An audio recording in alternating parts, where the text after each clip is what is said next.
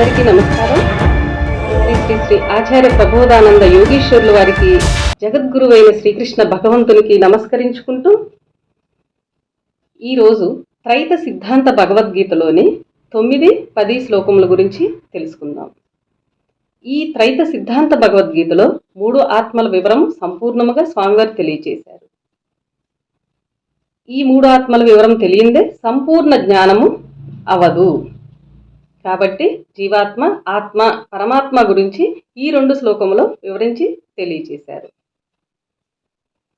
కవిం పురాణ మనుశాసితారా మనోరణీయాంశ మనుస్మరేద్యః సర్వస్య ధాతారా మంచిత్య రూప మాదిత్య వర్ణం తమసః పరస్తాత్. 10వ శ్లోకం.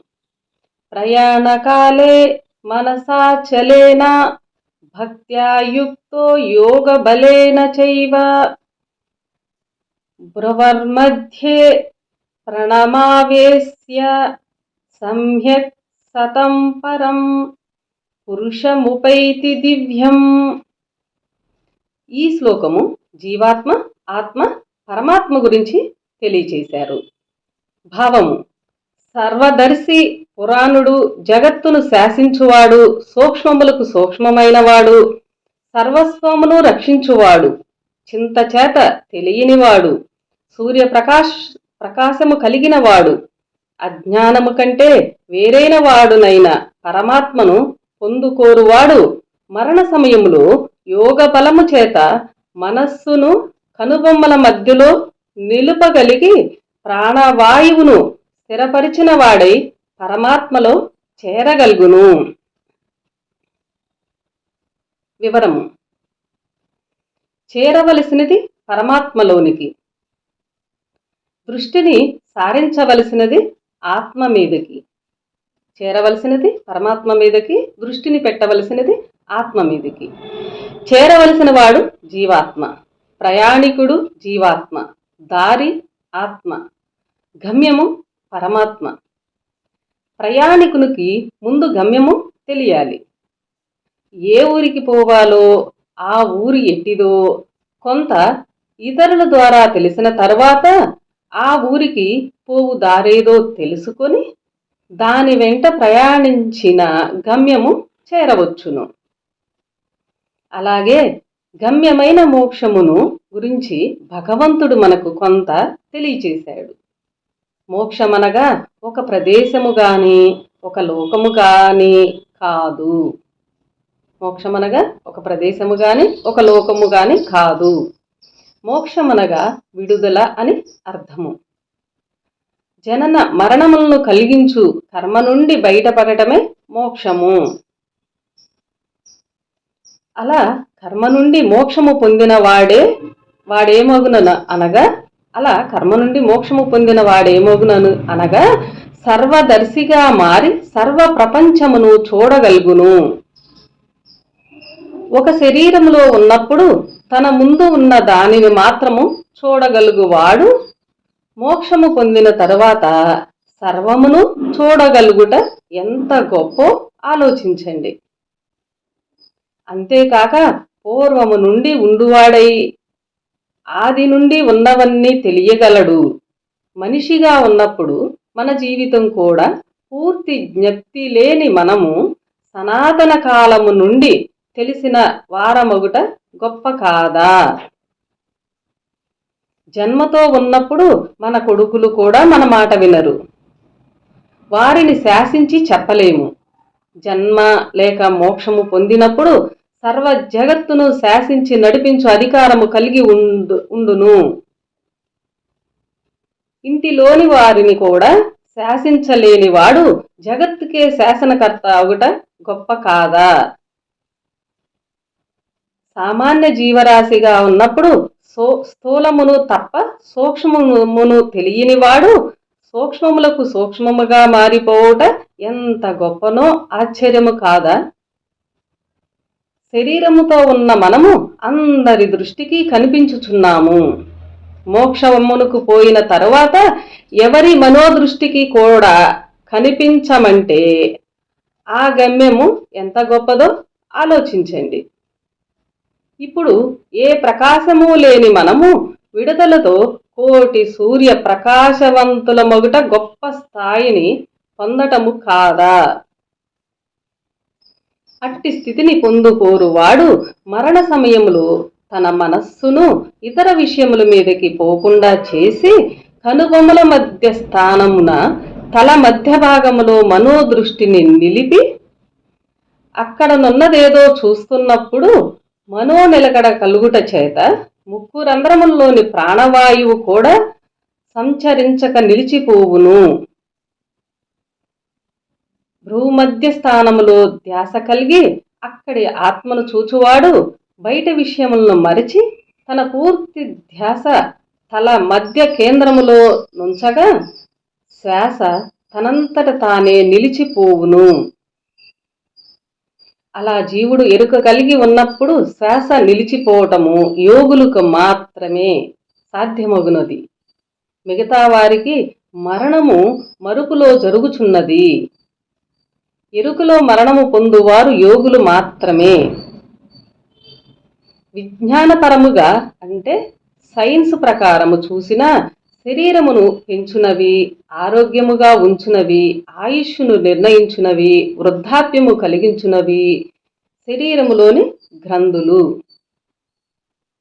గ్రంథులలో తయారగు రస ప్రభావము శరీరమును తీర్చిదిద్ది దాని పెరుగుదలకు తరుగుదలకు అన్నిటికీ కారణమని విజ్ఞాన శాస్త్రవేత్తలు కూడా చెప్పుచునే ఉన్నారు. అన్ని గ్రంథులపైకి అతి చిన్న గ్రంథి తల మధ్య భాగములో ఉన్నది. చిన్నదైనప్పటికీ గ్రంథులన్నిటినీ శాసించి నడిపించు స్వభావము కలది. కావున దానికి గ్రంథి రాజమని పేరు కలదు. దీనినే పిట్యూటరీ గ్లాండ్ అని కూడా పిలుస్తారు. దీని స్థానము తల మధ్య భాగములో కనుబొమ్మల మధ్యన కలదు. చిరునాలుక పై భాగమున కనుబొమ్మల మధ్య స్థలమున గల ఈ గ్రంథి చాలా ముఖ్యమైనది.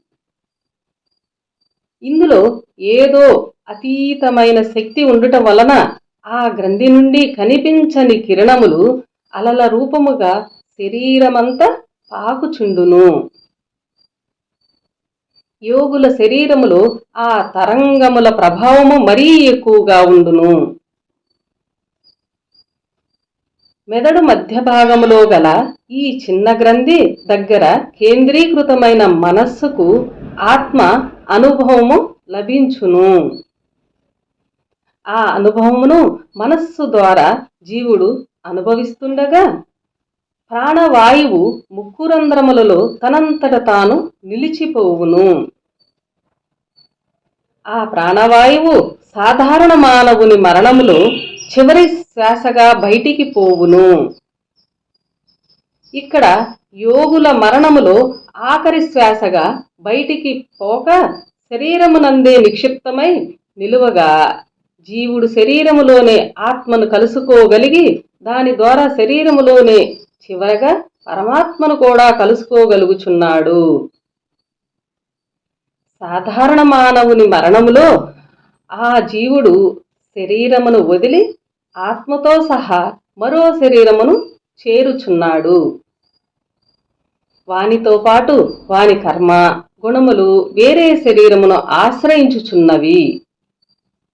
ఇక్కడ యోగుల మరణములో కర్మ అంతయు నాశనమైపోయినది. గుణములు నిర్వీర్యమైపోయాయి. మనస్సు ఆత్మయందే లగ్నమై జీవుణ్ణి లగ్నము చేయుచున్నది.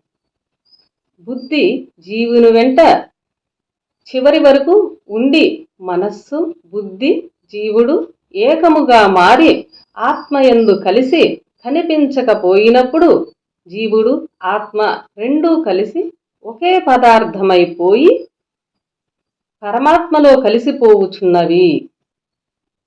అప్పుడు శరీరము నిర్జీవమైపోవుచున్నది.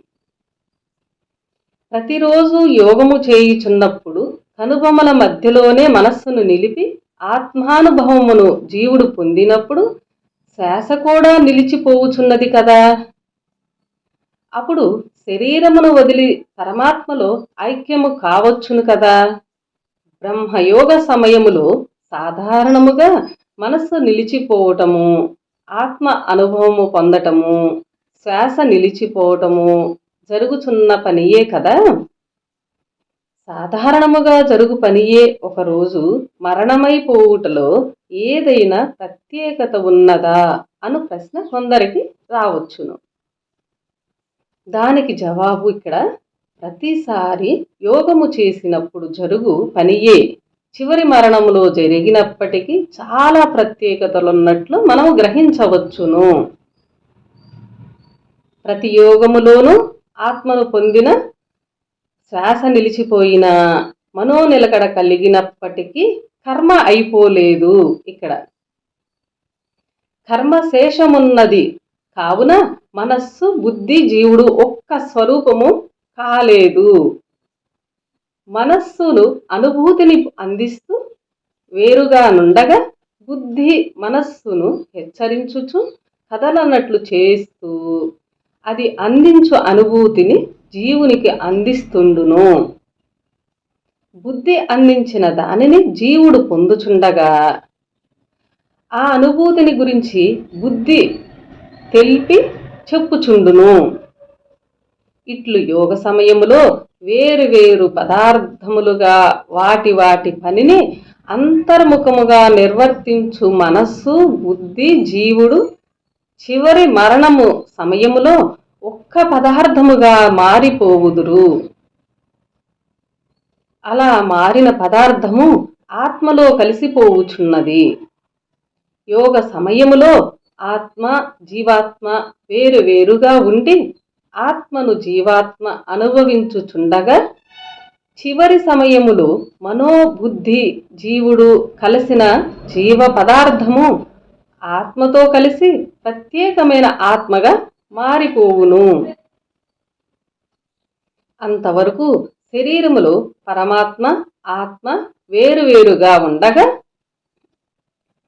ఆ సమయములో ప్రత్యేకముగా మారిన ఆత్మ పరమాత్మలోనికి సులభముగా కలిసిపోవుచున్నది.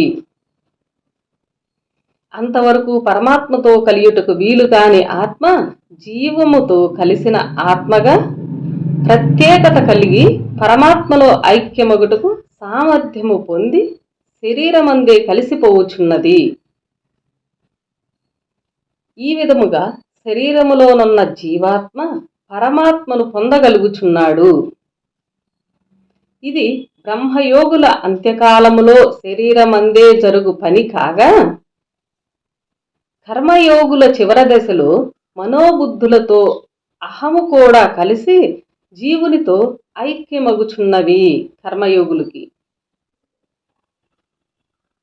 కర్మయోగులలో మనోనిలకడ అవసరము లేదు. దానితో సమానమైన నిగ్రహము అహము ఎడల ఉన్నది. బ్రహ్మయోగములో మనోనిలకడ కాగా, కర్మయోగులలో అహము యొక్క నిలకడ జరగవలెను. తరువాత జీవుడు ఆత్మతో, ఆత్మ పరమాత్మతో కలియుచున్నది. కర్మ అయిపోయిన వెంటనే యోగులలో జరుగు మరణమిది. ఈ విధముగా యోగులు తమ శరీరములోనే పరమాత్మను పొందగలుగుచున్నారు. ఎక్కడ వెతికితే అక్కడ దొరుకునని, ఇందుగలడందు లేడని సందేహము వలదని పెద్దలు చెప్పిన మాట ప్రకారము శరీరము లోపల యోగము చేయు యోగులకు శరీరములోనే పరమాత్మ లభించగలడు. శరీరములోనే పరమాత్మ లభించగలడు అని ఈ శ్లోకము యొక్క వివరము. అందరికీ నమస్కారం.